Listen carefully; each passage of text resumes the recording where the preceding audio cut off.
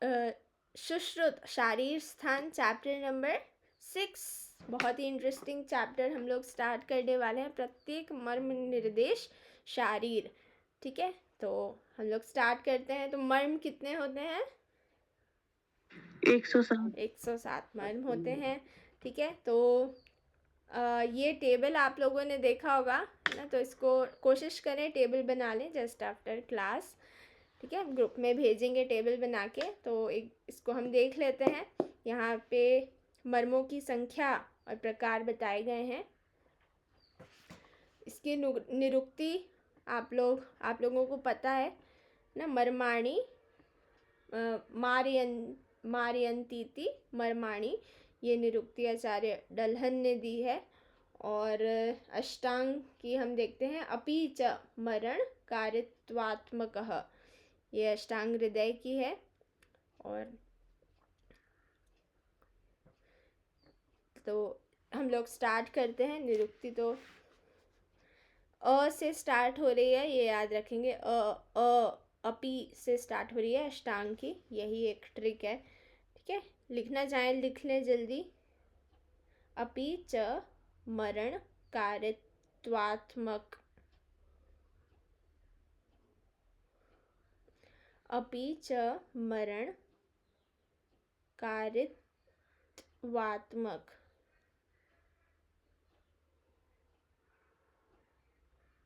अष्टांग की है ये। और डल्हन की लिखें मारयंतीति मर्माणी।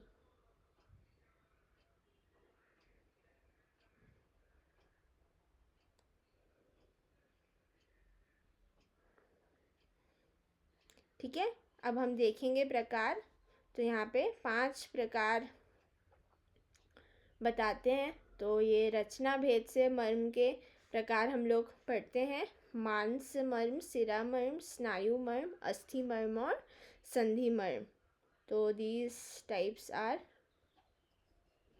classified under रचना के भेद से। ठीक है, 5 प्रकार हैं। वाग्भट ने 6 प्रकार माने हैं। उन्होंने धमनी को भी एक्स्ट्रा इसमें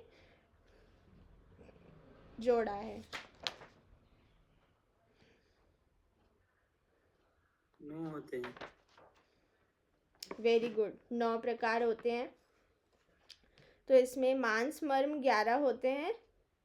ठीक है, 11 हम लोग ऐसे याद कर सकते हैं। मांस जो भी खाते हैं नॉन वेजिटेरियन, वो उनका बहुत फेवरेट होता है मांस, है ना। तो वो एक पे एक ऑर्डर करते हैं, उनका मन नहीं भरता एक चीज़ से, तो दूसरी चीज़ नॉन वेज, तीसरी चीज़ नॉन वेज।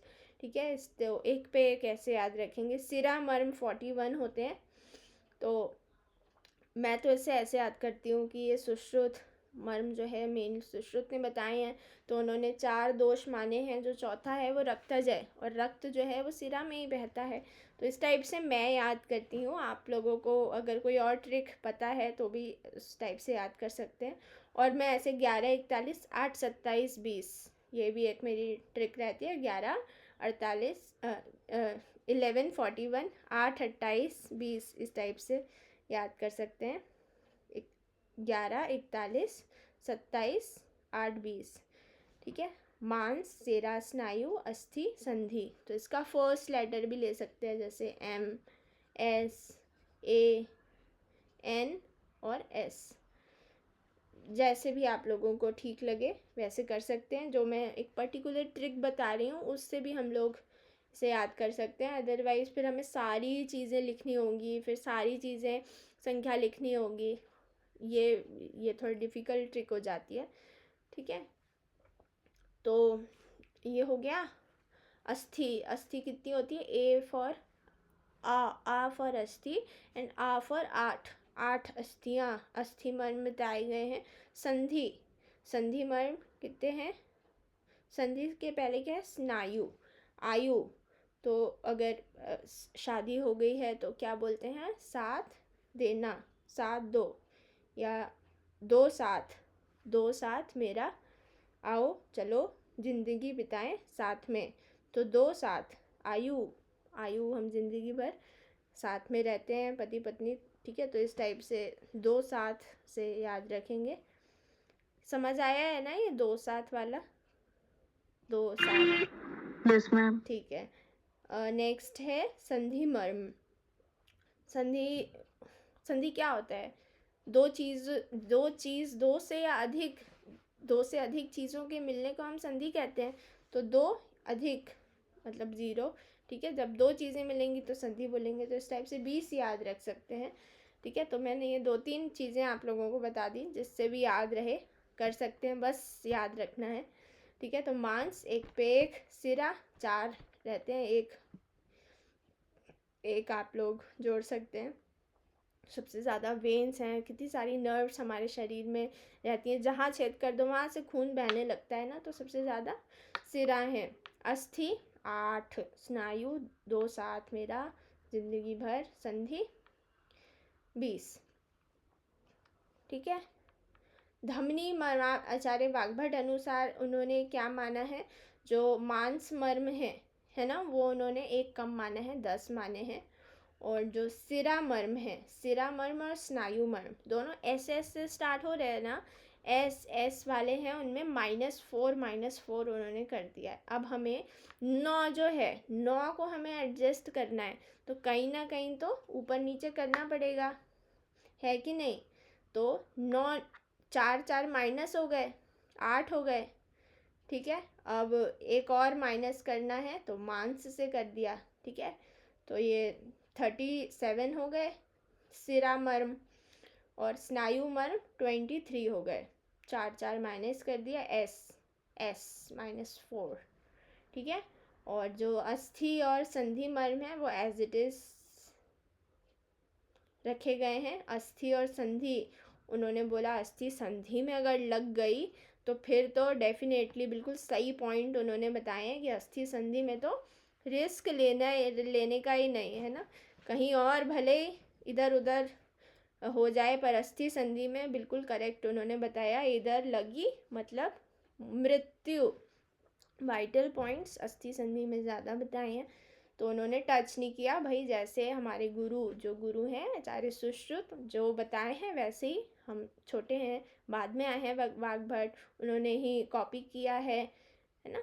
जो भी गुरु रहते हैं उनका ही कॉपी करते हैं शिष्य, तो जो भी उनको अच्छी चीज़ें लगी वो सब चीज़ें उन्होंने कॉपी करी हुई हैं।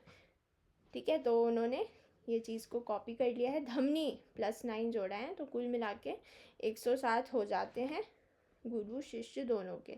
दोष भेद से मर्म देखेंगे तो यहाँ मर्मों में 11 मर्म पैर में होते हैं। ठीक है, तो 11 मर्म एक पैर में हो रहे हैं, तो 11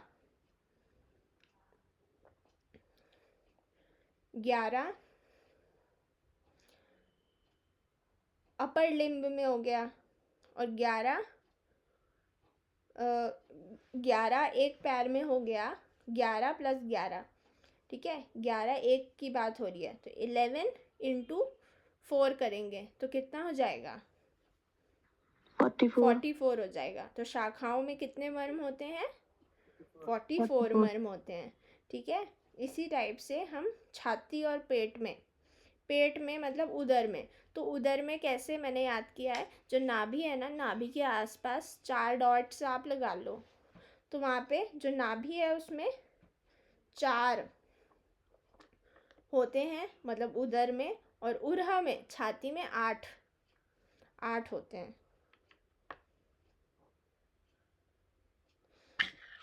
तो ये तो हो गए उरह और छाती के, उरह और उदर के। ठीक है, तो कितने हो गए? 8 + 4 12 हो गए।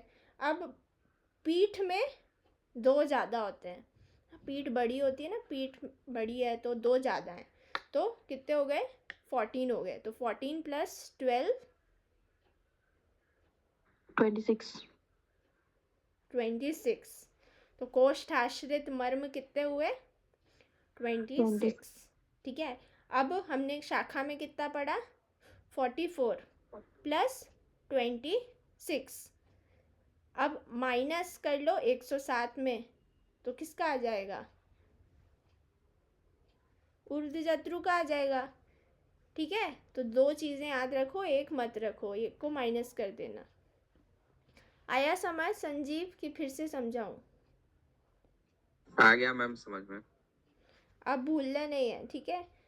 बुक में क्या लिखा है इम्पॉर्टेंट नहीं है ना। मेरे हमेशा एक लाइन बहुत फेमस है कि जो भी ज्ञान है वो पुस्तक में नहीं मस्तक में होना चाहिए, ठीक है। तो ये बहुत इम्पॉर्टेंट लाइन है। हम कोशिश करते हैं चलो लिख लेते हैं, इधर लिख लेते हैं, जो इम्पॉर्टेंट चीज़ है ऊपर लिख लेते हैं, बट एक बार इधर मस्तक में आ गया तो फिर वो हमेशा याद रहता है हमें, ठीक है। तो याद हो गए 107 सभी को, ठीक है। तो ऊर्ध्व जत्रु और ग्रीवा में 37 होते हैं, ये भी लिख सकते हैं आप लोग।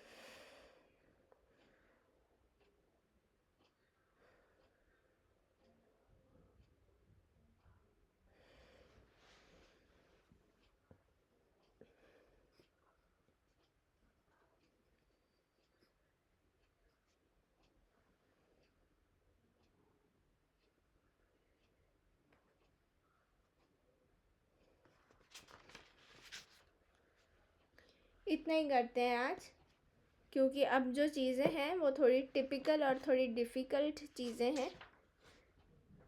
एक पेज हमने कर लिया, अब जो चीज़ें हैं वो मैं आप लोगों को डायग्रामेटिकली खुद ही डायग्राम बना के बताऊंगी, ठीक है।